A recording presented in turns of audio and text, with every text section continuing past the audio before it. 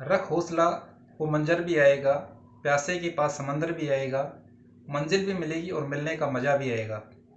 तो आज हम अपना जो औसत चैप्टर चल रहा है उसकी मंजिल पूरी कर रहे हैं। आज इसमें पार्ट 3 देखेंगे, जो पटवार में पूछे गए पिछले प्रश्न पत्रों के प्रश्न हैं उनको हल करेंगे। औसत के अंतिम भाग में हम लेकर आए हैं पटवार 2015 में औसत से पूछे गए प्रश्न। इसमें कुल 6 प्रश्न हैं और इन प्रश्नों को आप ध्यान से करें और मेरे करवाने से पहले अच्छा रहेगा कि ये सवाल आप खुद करके देखें, जिससे आपको अपनी जानकारी का स्तर भी पता चलता रहे। प्रश्न है कि 6 संख्याओं का औसत 20 है। यदि एक संख्या हटा दी जाए तो औसत 15 हो जाता है। हटाई गई संख्या के स्थान पर 39 जोड़ने पर उन नई 6 संख्याओं का औसत कितना होगा। तो यहाँ पर देखिए कुल संख्या 6 है, उसमें से एक संख्या हटा दी गई तो संख्या बच गई 5। उन 5 संख्याओं का औसत 15 है। तो जो बची 5 संख्याएं हैं उनका योग हम निकाल सकते हैं और उसके बाद छठी संख्या 39 है उसको जोड़ देंगे तो नई 6 संख्याओं का जोड़ आ जाएगा और उसमें से अगर हम 6 का भाग दे देंगे तो हमारे पास नई 6 संख्याओं का औसत आ जाएगा। तो हटाने के बाद जो बची हुई 5 संख्याएं हैं उनका औसत 15 है। दिया हुआ है बची हुई 5 संख्याओं का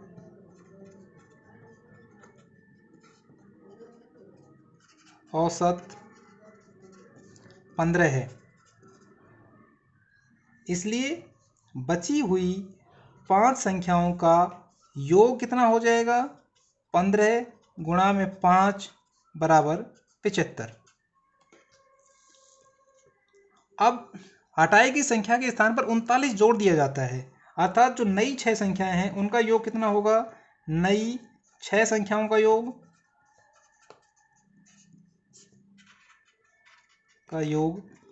पहले कितनी संख्याएं थी, 5 संख्या बची थी, उन 5 संख्याओं का योग था 75 और इसमें एक नई संख्या जोड़ दी 39। जोड़ कितना हो गया, 9 और 5 14, 7 3 10 और 1 11, 114। इसलिए नई 6 संख्याओं का औसत बराबर 114/6, जो कि 19 छक्की 114। इसमें अगर ये लाइन ना भी लिखता तब भी ये सवाल हल हो जाता। ये सब इस तरह की जो लाइनें होती हैं वो कई बार अतिरिक्त जानकारी दी होती है जिसका प्रश्न को हल करने में कोई योगदान नहीं रहता है, इसलिए आप ध्यान रखें, क्योंकि इसका हमने कहीं भी उपयोग नहीं किया है। हाँ, अगर ये पूछता कि जो संख्या हटाई गई थी वो संख्या कौन सी है, तब हम निकाल लेते, क्योंकि 6 संख्याओं का औसत 20 है, तो 6 संख्याओं का योग 20 गुणा 6 120 हो जाता और 15 संख्याओं का औसत 5 संख्याओं का औसत 15 है, तो इनका योग 75 हो जाता और 120 में से 75 हम कम कर देते तो जो हमने संख्या हटाई है वो 45 निकल आती। लेकिन वो तो हमने निकाली नहीं है और ना ही सवाल में पूछी गई थी। पूछा गया था कि नई 6 संख्याओं का औसत, तो यहाँ पर ये जो जानकारी है ये अतिरिक्त जानकारी है जिसका प्रश्न हल करने में कोई योगदान नहीं है। अगला सवाल देखते हैं, जो कि अगेन पटवार 2015 में पूछा गया था। प्रश्न था कि 15 संख्याओं का औसत 40 है, उनमें प्रथम 8 संख्याओं का औसत 30 और अंतिम 8 संख्याओं का औसत 50 है, तो 8वीं संख्या का मान ज्ञात करो। जैसे मैंने विविध प्रश्न करवाते हुए भी आपको बताया था, इस तरह की कुल संख्याएं 15 हैं, इसमें प्रथम 8 और अंतिम 8 16, मतलब जो बीच वाली संख्या है 8वीं संख्या वो 2 बार आ जाएगी। तो हम इसको कैसे निकालेंगे, प्रथम 15 संख्याओं का औसत 40 है, इसलिए 15 संख्याओं का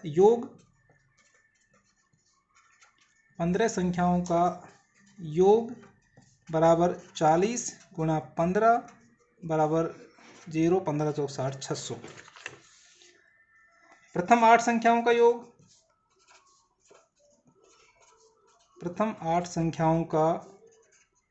योग उनका औसत गुणा संख्या 8 240। अंतिम 8 संख्याओं का योग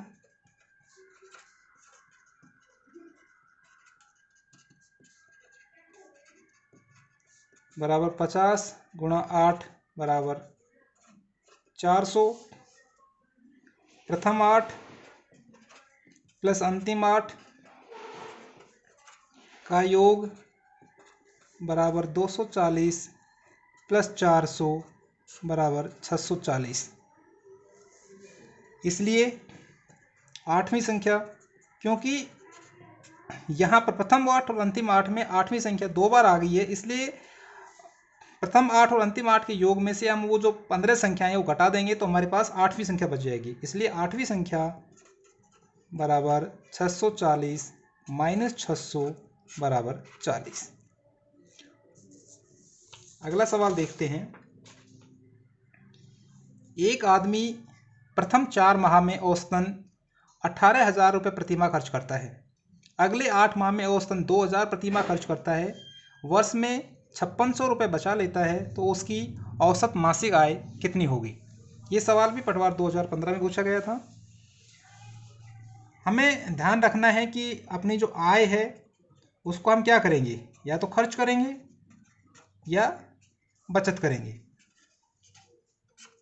तो यहाँ पर प्रथम 4 माह का औसत खर्चा दे रखा है, अगले 8 माह का औसत खर्चा दे रखा है। इससे हम 4 + 8 12 महीने पूरे साल का खर्च निकाल सकते हैं, और उसकी बचत 5600 रुपये बता रखी है, वो भी हम जोड़ देंगे तो हमारा औसत मासिक आय आ जाएगी। लेकिन इसमें ध्यान देने योग्य बात क्या है कि ये मासिक दे रखा है और ये बचत वार्षिक दे रखी है और आय मासिक पूछी है।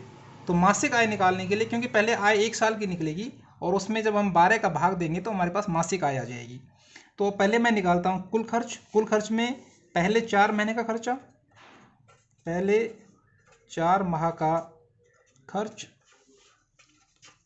बराबर 1800 गुणा 4 बराबर 7500। अगले 8 माह का खर्च 2000 गुणा 8 बराबर 8 दूनी 16,000।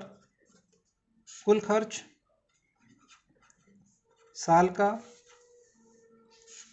0 0 2 7 और 6 13 23,200। जब कुल खर्च इतना है और साल की बचत 5600 है, तो वार्षिक आय बराबर कुल खर्च 23,200 प्लस बचत 5,600। 0 0 6 और 2 8 5 और 3 8 और 2। इसलिए औसत मासिक आय कुल आय बटे महीने की संख्या 12। औसत मासिक आय बराबर 28,800 बटे 12 बराबर 12 दूनी 24 बचे 4 8 12 चौक 48 2400 रुपये। हर एक सवाल की अपनी यात्रा होती है, तो ध्यान रखें कि वो सवाल आपसे क्या पूछना चाह रहा है। जैसे इस सवाल में ये औसत मासिक आय पूछ रहा है, तो औसत मासिक आय निकालने के लिए हमें क्या निकालना होगा? कुल आय निकालनी होगी। कुल आय निकालने के लिए क्या निकालना होगा? कुल आय निकालने के लिए हमें खर्च और बचत निकालना होगा। बचत दे रखी है 5600 रुपये। खर्च, ये जो स्टेटमेंट दिया है 4 महीने का खर्च मासिक खर्च और 8 महीने का मासिक खर्च, यहाँ से निकाल सकते हैं। और जब दोनों खर्च निकल जाएंगे, बचत निकल आएगी, तो अपनी आय आ जाएगी, और आय वो वार्षिक होगी। उसमें 12 का भाग देके हम मासिक जो औसत आय होगी वो निकाल सकते हैं। अगला सवाल देखते हैं। ये सवाल भी पटवार 2015 में पूछा गया था। यदि m संख्याओं का औसत n स्क्वायर है तथा n संख्याओं का औसत m स्क्वायर है, तो m + n का औसत बताओ। यहाँ m n स्क्वायर n को देख के घबराने की बिल्कुल भी ज़रूरत नहीं है। जो चीज़ हम अब तक करते आए हैं उसी को ध्यान में रखेंगे और ये निकालेंगे कि m संख्याओं का योग कितना होगा, n संख्याओं का योग कितना होगा, m + n संख्याओं का योग कितना होगा। क्योंकि m + n संख्या का औसत निकालने के लिए हमें m + n संख्याओं का योग चाहिए होगा, और m + n का योग निकालने के लिए हम एक बार m संख्या का योग निकाल लेंगे, एक बार n संख्या का योग निकाल लेंगे। तो प्रश्न से हम ये निकाल सकते हैं कि m संख्याओं का योग बराबर m संख्याएं गुणा उनका औसत n स्क्वायर। इसी तरह से n संख्याओं का योग कितना हो जाएगा? संख्याएं n है और उनका औसत m स्क्वायर है, इसलिए m प्लस n संख्याओं का योग कितना हो गया? इनको जोड़ देंगे, m n square plus n m square. अब यहाँ पर m और n है वो कॉमन आ जाएगा, m n कॉमन आ जाएगा, यहाँ पर बचा n प्लस m। और पूछा क्या है? m प्लस n का औसत, तो इसमें m प्लस n का हम भाग दे देंगे। तो m प्लस n का औसत बराबर इनका योग बटे कुल संख्या। और यहाँ पर हमने m प्लस n संख्या का योग देख ही लिया है, ये है m n into n plus m, और कुल संख्या कितनी है? m plus n। m plus n से m प्लस n कट जाएगा और अपना जो औसत है वो m n आ जाएगा। प्रश्न को देखकर ही ऐसा नहीं मानना चाहिए कि वो सवाल कठिन है या सरल है। प्रश्न में क्या पूछा गया है उसके हिसाब से आगे बढ़ते रहें तो निश्चित रूप से कोई ना कोई हिंट अपने को मिल जाता है कि ये सवाल आगे कैसे बढ़ेगा। अगला सवाल देखते हैं।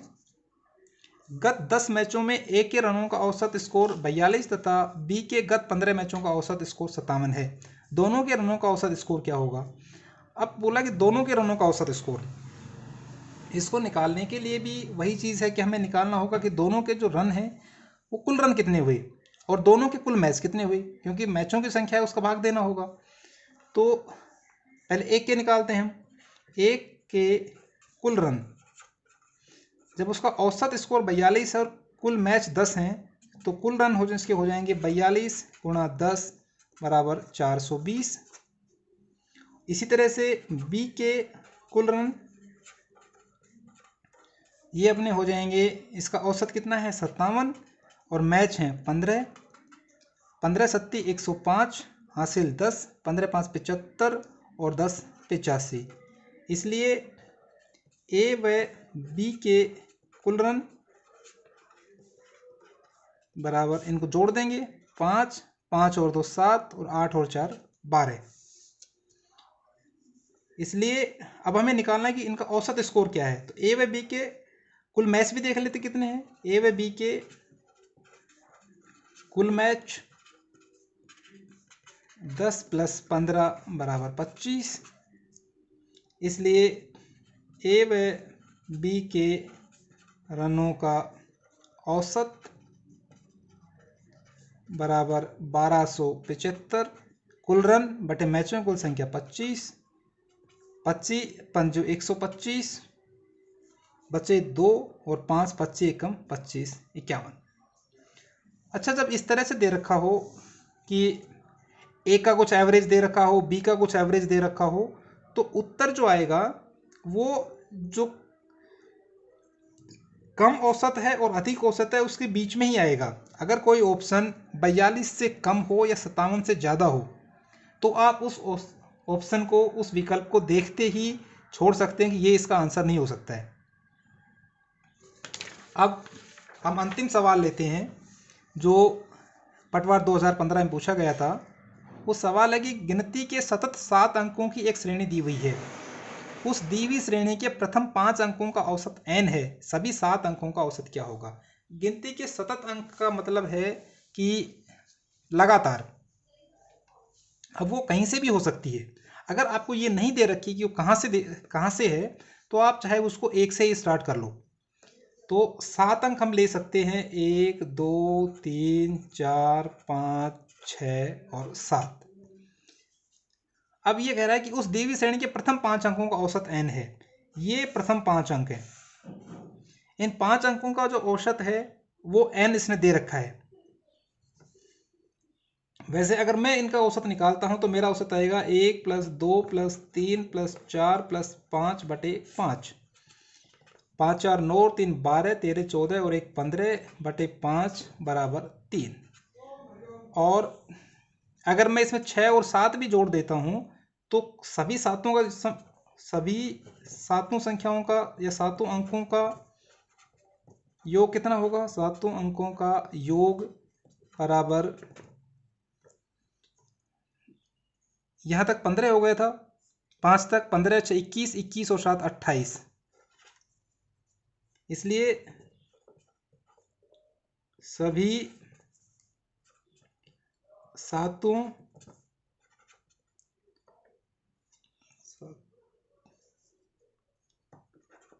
अंकों का औसत 28/7 बराबर 4। अब ये 4 जो है वो 3 से 1 ज़्यादा है। आप कहीं भी देखेंगे 3 जो कि n के बराबर था, n में 3 में हमने 1 जोड़ा है तो 4 हुआ है। इसलिए इन 7 अंकों का जो औसत आएगा वो n+1 होगा। ये तो हो गया एक आसान तरीके से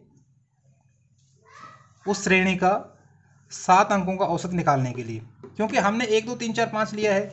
अगर आप 4 5 6 7 लेकर भी करोगे, कोई भी श्रेणी लोगे, तो उसमें इन दोनों का जो अंतर आएगा वो एक ही आएगा, जिससे आप n में 1 जोड़ के आप अगले 2 अंकों का भी को लेके कुल 7 अंकों का औसत निकाल सकते हो।